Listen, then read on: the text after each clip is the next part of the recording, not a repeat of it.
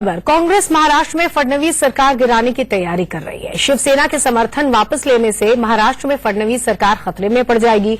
ऐसे में कांग्रेस शिवसेना को समर्थन देने की बात कह रही है। समर्थन के लिए वो एनसीपी को भी साथ ला सकती है। दरअसल कांग्रेस कोर ग्रुप की बैठक हुई जिसमें फडणवीस सरकार गिराने का प्रस्ताव रखा गया। संजय निरुपम, नारायण राणे, अशोक चव्हाण ने इस प्रस्ताव का समर्थन किया है। मुंबई के मेयर पद के लिए भी कांग्रेस ने शिवसेना को समर्थन देने के संकेत दिए हैं। बीएमसी का मेयर बनाने के लिए कांग्रेस के कुछ पार्षद सीक्रेट वोटिंग कर सकते हैं।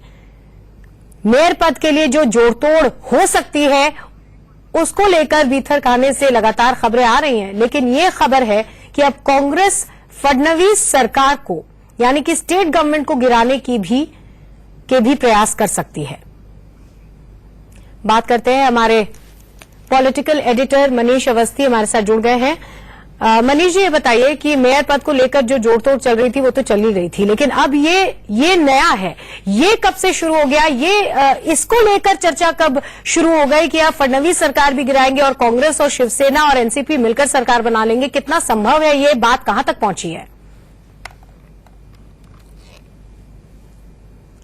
उद्धव ठाकरे प्रचार के दौरान, बीएमसी के प्रचार के दौरान ही कह चुके थे कि फडणवीस सरकार अल्टीमेटम पर है, नोटिस पीरियड पर है। तो उसके संकेत अब ये पुख्ता होने लगे हैं जब बीएमसी चुनाव के नतीजे के बाद सारे दल चिंतन बैठक कर रहे हैं और कांग्रेस कल शाम इस बैठक में ये प्रस्ताव आया कई नेताओं की तरफ से। हालांकि कांग्रेस के एक धड़े को लेकर ये कहा जा रहा है कि वो अभी तक से मस्त नहीं हो रहा है कि आखिर वो किस रुक जाएगा, लेकिन ये दो बड़े नेता संजय निरुपम जो कि मुंबई प्रदेश के अध्यक्ष हैं और महाराष्ट्र के अध्यक्ष अशोक चव्हाण ने मिलकर इस बात के संकेत दिए हैं कि हाँ, हम शिवसेना को समर्थन दे सकते हैं।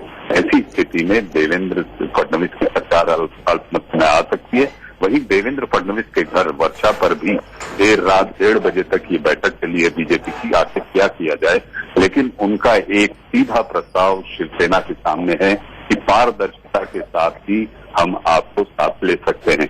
वहीं एनसीपी के अध्यक्ष शरद पवार ने पहले कर दिया है कि वो देवेंद्र फडणवीस सरकार को अपना समर्थन नहीं देंगे। तो इन सारी बातों के मद्देनजर बनते बिगड़ते समीकरण के बीच आज उद्धव ठाकरे फिर अपने नए निगम पार्षद और 3 निर्दलीय जिन्होंने अपना समर्थन शिवसेना को कल शाम तक दिया है उनके साथ आज बैठक करेंगे और उसके बाद धीरे धीरे महाराष्ट्र की राजनीति में क्या करवट बदलेगी ये अभी कहना मुश्किल है। लेकिन हाँ, संकेत ये जरूर जा रहे हैं कि देवेंद्र फडणवीस को महाराष्ट्र के मराठा शरद पवार एक नया गेम, एक नया खेल खेलने की फिराक में है, जिसको लेकर कांग्रेस और एनसीपी लामबंद होती दिखाई दे रही है और शिवसेना को समर्थन देने का मन बना रही है।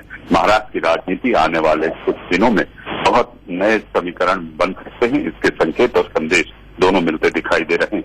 बिल्कुल, तो महाराष्ट्र में जो राजनीति है वो नई करवट ले सकती है। बहुत कुछ हो सकता है जो आने वाले दिनों में पता चलेगा। बहुत बहुत शुक्रिया मनीष जी पूरी जानकारी के लिए। और इधर उत्तर प्रदेश में चुनाव की तैयारियां जोरों पर हैं। अगले चरण के लिए चुनाव जो है उसके लिए जोर शोर से प्रचार चल रहा है और प्रचार कुछ देर में बंद भी हो जाएगा।